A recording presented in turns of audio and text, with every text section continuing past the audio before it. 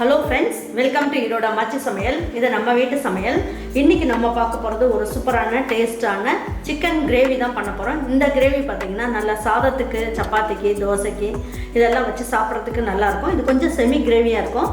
இது சாதத்துலலாம் பிடிச்சி சாப்பிட்டுட்டு கொஞ்சம் தயிர் ஊற்றி சாப்பிட்டாலே சும்மா அட்டகாசமாக இருக்கும். இது எப்படி நல்ல ஈஸியாக நல்ல டேஸ்ட்டாக எப்படி பண்ணலான்றதை பார்ப்போம் வாங்க. நம்மளோட சேனலில் சப்ஸ்கிரைப் பண்ணாதவங்க சப்ஸ்கிரைப் பண்ணிக்கோங்க. சமையல் குறிப்புக்கள்லாம் உடனே உங்களுக்கு வேணும்னு நினச்சிங்கன்னா பக்கத்தில் இருக்க பெல் பட்டனை அழுத்தி வச்சுக்கோங்க. அப்படியே ஃபேஸ்புக், இன்ஸ்டாகிராம், ஷேர் சேட்டை ஃபாலோ பண்ண மறந்துடாதீங்க. இன்றைக்கி பாருங்கள், 1.5 கிலோ அளவுக்கு சிக்கன் வாங்கிட்டு வந்து வச்சுருக்கேன். பாருங்கள், இஞ்சி வந்து 2 இன்ச் அளவுக்கு போட்டுக்கலாம்.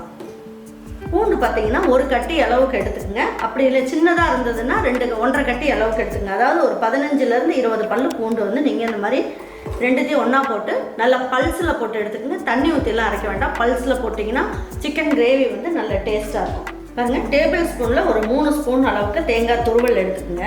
பாருங்கள், இதுலேயே நம்ம என்ன பண்ணியிருக்கோம், ஒரு 1/2 ஸ்பூன் அளவுக்கு சோம்பு மட்டும் போட்டுக்கலாம். கொஞ்சமாக தண்ணி ஊற்றி நல்லா நைஸாக அரைச்சி எடுத்து வச்சுக்கலாம். 2 டேபிள் ஸ்பூன் அளவுக்கு கடலெண்ணெய் ஊற்றுறேன்.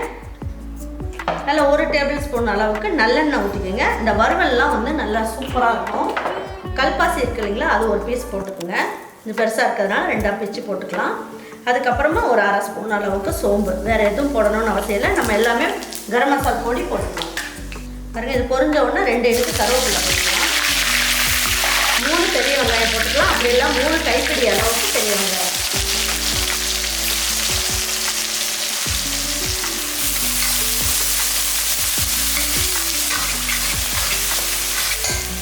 எண்ணெயிலேயே இந்த கொத்தமல்லி இலையும் கொஞ்சம் போட்டுக்கலாம். ஃபைனலாக கொஞ்சம் போடுறதுக்கு வச்சுக்கலாம்.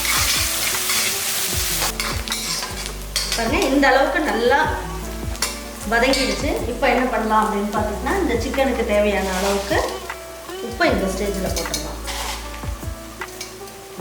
1 சிட்டிகை அளவுக்கு மஞ்சள் தூள். பாருங்கள், இது வந்து நம்ம வீட்டில் அரைச்சி வச்ச கரம் மசால் பொடி. வெப்சைட்டில் இந்த கரம் மசால் பொடியோட இது வந்து நான் உங்களுக்கு போடலை. உங்களுக்கு வேணும்னு கேட்குறவங்களுக்கு மட்டும் நான் அரைச்சி கொடுக்குறேன். இதில் வந்து பார்த்திங்கன்னா பட்டை, கிராம்பு, ஏலக்காய், அன்னாச்சி முக்கு இதெல்லாமே போட்டு நான் அரைச்சிருக்கேன். இதில் மல்லிலாம் எதுவுமே சேர்க்கலை.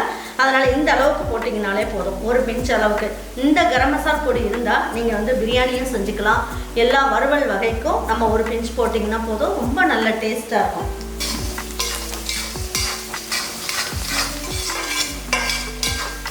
கரம் மசாலா பொடியெல்லாம் போட்டதுக்கப்புறம் இந்த அளவுக்கு நல்லா வதக்கியாச்சு. இப்போ என்ன பண்ணியிருக்கேன், இஞ்சி பூண்டு நான் எடுத்து வச்சுருக்கேன் இல்லைங்களா, இதையும் இதில் போட்டுடலாம்.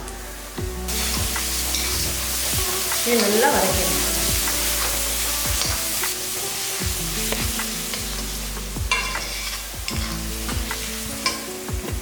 பாருங்கள், இதில் நான் என்ன பண்ணியிருக்கேன், 3 தக்காளி, பெரிய தக்காளியாக 3 தக்காளி கட் பண்ணி எடுத்து வச்சுருக்கேன். இதையும் போட்டுக்கலாம்.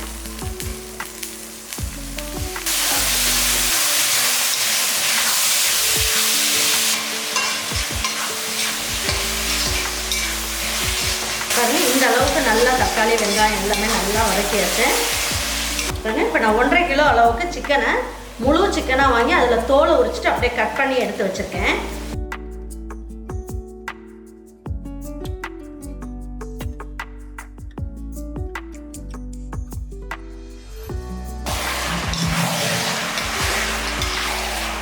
நல்லா சிக்கனை வந்து நல்லா இந்த இஞ்சி பூண்டுலேயே நல்லா வந்து ஒரு 2 நிமிஷம் நல்லா இந்த மாதிரி திரட்டி விட்டீங்க அப்படின்னா சிக்கன்லாம் நல்லா முழுசாக அப்படியே உருண்டு வரும்.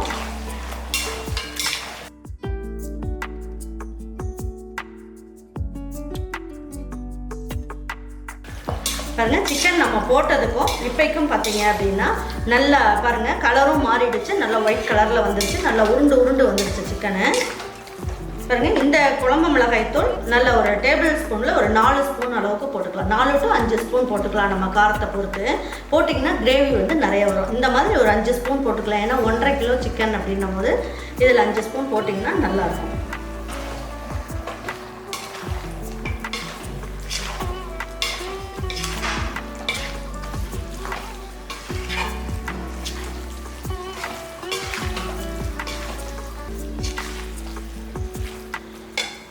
இப்போ இந்த சிக்கன் வேகிறதுக்கு தேவையான அளவுக்கு தண்ணி ஊற்றிடலாம்.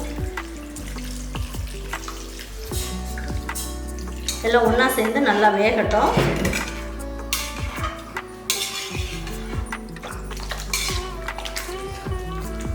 இந்த அளவுக்கு மட்டும் தண்ணி ஊற்றினா போதும். ஏன்னா ஒரு சில சிக்கன் வேகும் போதே அதுலேருந்து தண்ணி விடும்.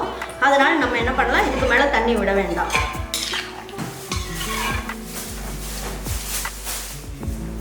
பாருங்கள், ஹை ஃப்ளேம்லேயே ஒரு 5 நிமிஷம் எல்லாம் ஒன்றா சேர்ந்து நல்லா வேகட்டும். அதுக்கப்புறம் என்ன பண்ணணுங்கிறத சொல்கிறேன். பாருங்கள், இப்போ ஹை ஃப்ளேமில் 5 நிமிஷம் வச்சுருந்தோம். இப்போ ஓப்பன் பண்ணி பார்க்கலாம். பாருங்கள், இப்போ தேங்காய் வந்து இந்த அளவுக்கு நல்ல நைஸாக ஒரு மாதிரி கரகரன்னு அரைச்சி வச்சுருக்கோம். இதையும் போட்டுடலாம். பாருங்கள், இதில் கொஞ்சமாக மட்டும் தண்ணி ஊற்றிக்கலாம். ரொம்ப தண்ணி ஊற்ற வேண்டியது கிடையாது. ஏன்னா இதில் சிக்கன்லேயே நிறைய தண்ணி இருக்குது அப்படின்றதுனால இந்த அளவுக்கு ஊற்றுனீங்கன்னா போதும். நல்லா ஒரு வாட்டி பெரட்டி விட்டுடலாம்.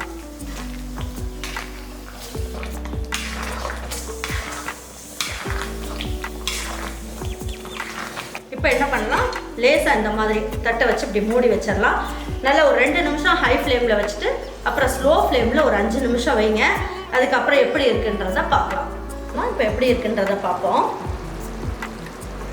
நான் அந்த கிரேவியோட நல்லா ஒன்றா சேர்ந்து வெந்திருக்கு பாருங்கள். எண்ணெய் எல்லாமும் நல்லா கசிஞ்சு வந்துடுச்சு. இந்த தொக்கை வந்து நல்லா சாதத்தில் சுட சுட வச்சுட்டு நல்லா சாதத்தில் போட்டு பிணைஞ்சு சாப்பிட்டாலும் நல்லாயிருக்கும்.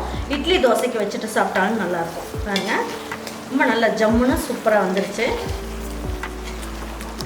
கொஞ்சமாக கருவேப்பிலையும் கொத்தமல்லியும் தூவி விட்டு எடுத்து வச்சு பரிமாறிக்கலாம்.